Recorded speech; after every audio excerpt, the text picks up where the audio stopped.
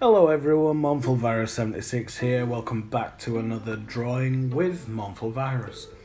Yeah, so this video is inspired by another artist that's on YouTube. He's called Peter Draws, and I really love his style of artwork. It's just so free in what he does, and has inspired me to do more or less the same thing. He just says in one of his videos, just do a few little lines in the middle of the page and see where you go from there.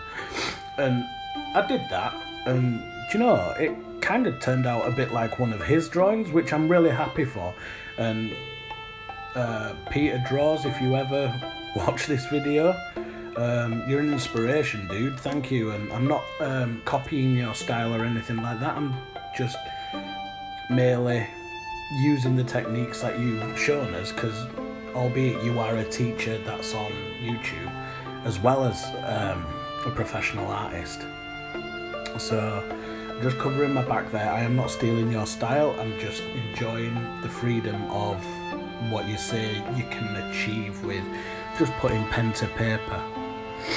So I mean, I doubt you'll see this video, but again, I was listening to some nice blues music while drawing this, Hoot and Haulers.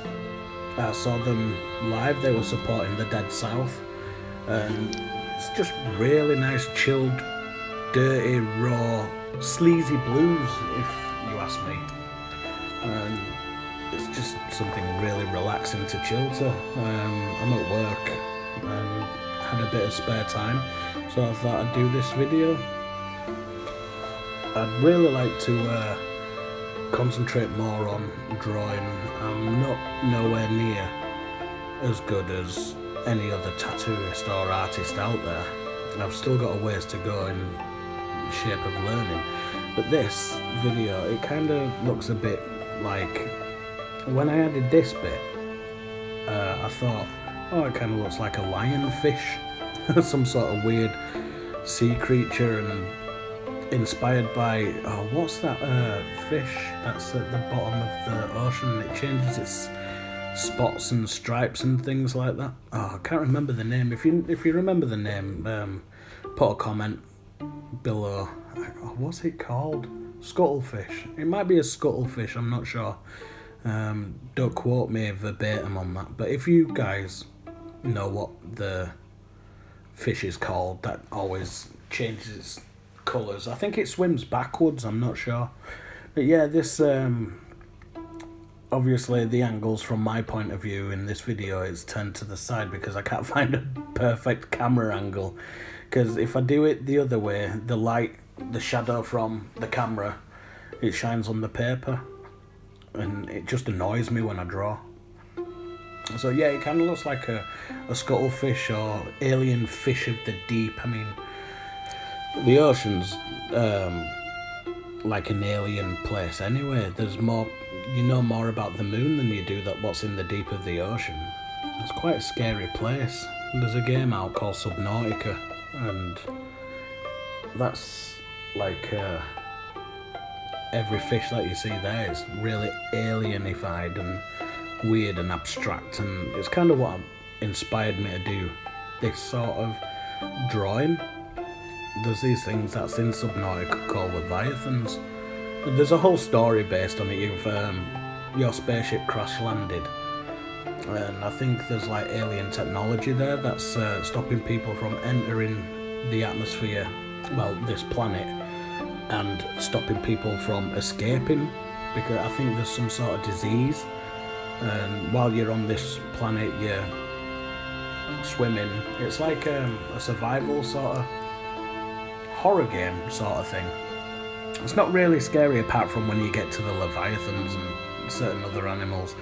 Anyway, so you're searching around and you're finding these PDF files from crews that have been there before, like trying to study this ancient life form, and the story goes deeper and deeper, but so do you. You've got to go deeper and deeper into the ocean. That's where it gets really scary, and you unlock the secrets of the aliens that was there before, trying to use the Leviathan DNA, and something went wrong and it caused the aliens to put the planet on lockdown or quarantine.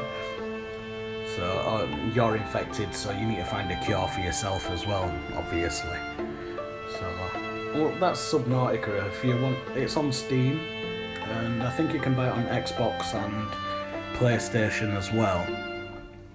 It's very good. The only problem that I have with Subnautica is the air.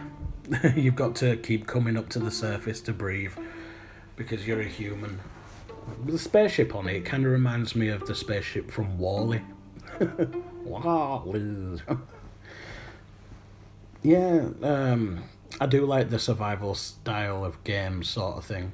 There's another game called The Long Dark that's purely survival. There's no monsters or zombies or aliens or anything. You're just stuck in Canada, and there's been like a freak weather storm, and you've got to survive. You've got to find wood, break it down, heat yourself up. You've got to think about your core temperature, your water intake, your food intake. You also get tired as well, so you have to sleep regularly, and you can break your bones, so you need to find medicine to put yourself in bandages and ointment, and drink tea and scavenge. That's the big thing. You scavenge like huts and cars. This thing called Old Man's Beard, which you can make into bandages as well. That's really good. Yeah, I'm really interested in that. I mean, I think The Long Dark was inspired by a film called The Road, or a book called The Road. It's a Viggo Mortensen. It's like a post-apocalyptic sort of thing. No one knows what happened in the post-apocalyptic. I've seen the film, I've got it on DVD, but I can't remember exactly why it happened. So I do like the aspect of scavenging and surviving and things like that.